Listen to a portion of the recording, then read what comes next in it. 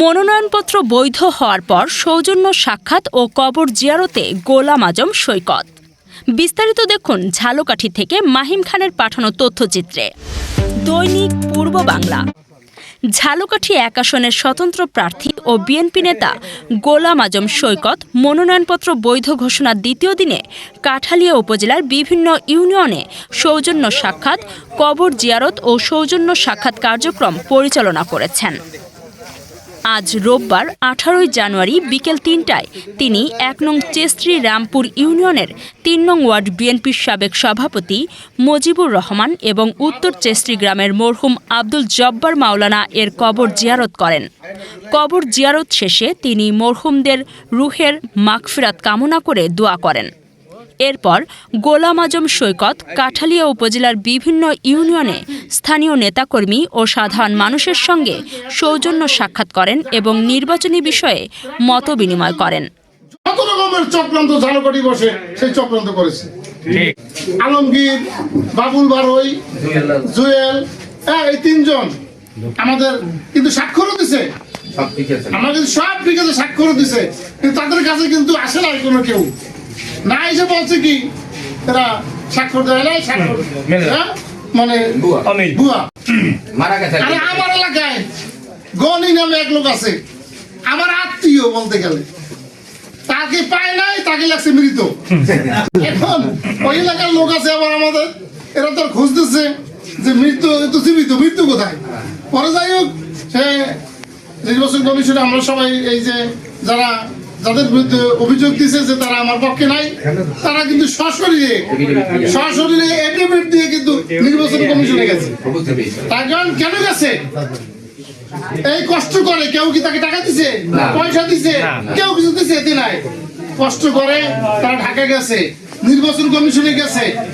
এক মহিলা আছে আমাদের আরো বুনিয়া, আরে বাচ্চা, ছোট বাচ্চা, এই ছোট বাচ্চা মানে 1 বছর 1.5 বছর বয়স হবে, এই ছোট বাচ্চা নিয়েও সে নির্বাচন কমিশনে গেছে।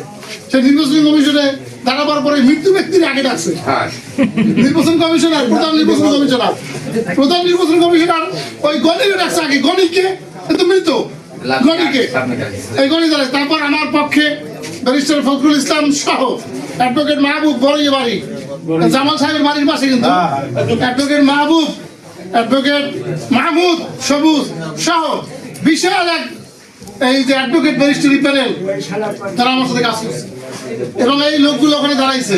সেই গণি যে মৃত্যু নয় সেটা প্রমাণ করছে। প্রমাণ করার পরে সাথে সাথে আমার মনোনয়ন আমাকে বৈধ ঘোষণা করছে। আলহামদুলিল্লাহ।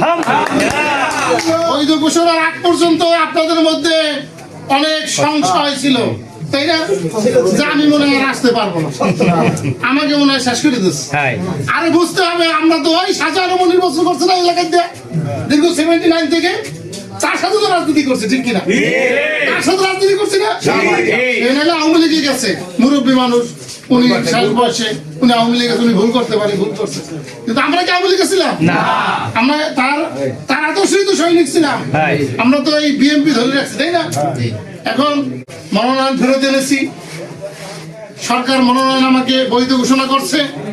এখন আপনাদের সাথে আমার কিছু কথা আছে না, এই কথাগুলো আর দেখা করার জন্য একটু আসছি।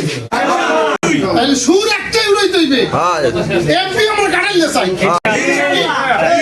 এখান থেকে দল মত নির্বিশেষে, আমি আবার বলি দল মত নির্বিশেষে সবাই আমাদের সবাইকে সাথে নিয়ে এমপি আমরা কাটাইলে চাই। এখন কথা একটাই, আমরা কাঠালিয়া কোনো সময় এমপি পাই নাই, ঠিক কিনা?